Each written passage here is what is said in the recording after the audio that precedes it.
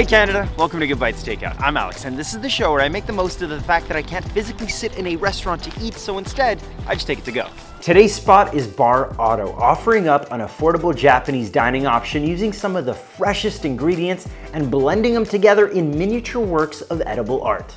Every time we make a special menu, we always pairing with our wine and sake so that people can taste the best taste. We're trying to be high-end, but also kind of create this cozy vibe for people to come here, have a beer, have a ramen, and fried chicken, as much as somebody would come here and have a high-end sake with some sashimi. We try to keep like a traditional classic way and thinking about the local people. So.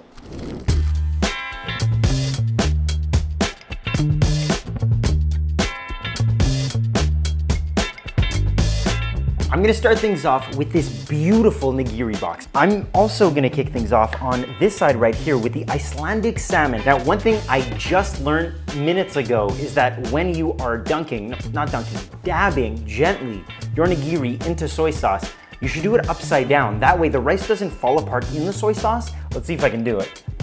Okay. Yeah, not my forte, but good enough.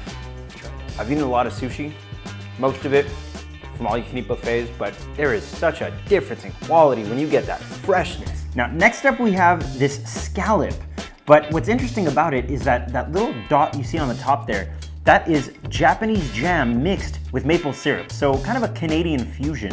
Yeah, this is hard to do. How do you do it? How do you do it upside down? Oh my goodness. It's not as sweet as I thought it would be, but it has almost like a syrupy texture to it. That's real good. We're gonna take a break on our nigiri journey by grabbing some crab sushi.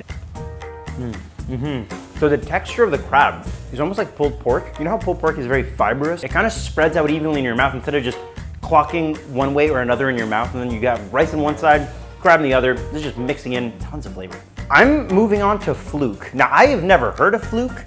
It actually sounds made up. Oh my God, that's so good.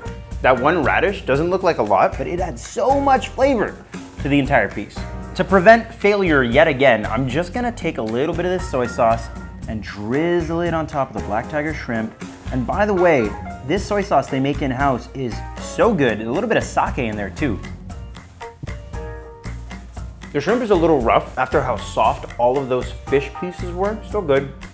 Not my favorite so far. I actually saved the best for last year, and this is the one I'm most excited about. Bluefin tuna from Mexico, and I'm just gonna douse it in this beautiful soy sauce. That's amazing. That's amazing. There are very few foods that I think everybody needs to try at least once in their life.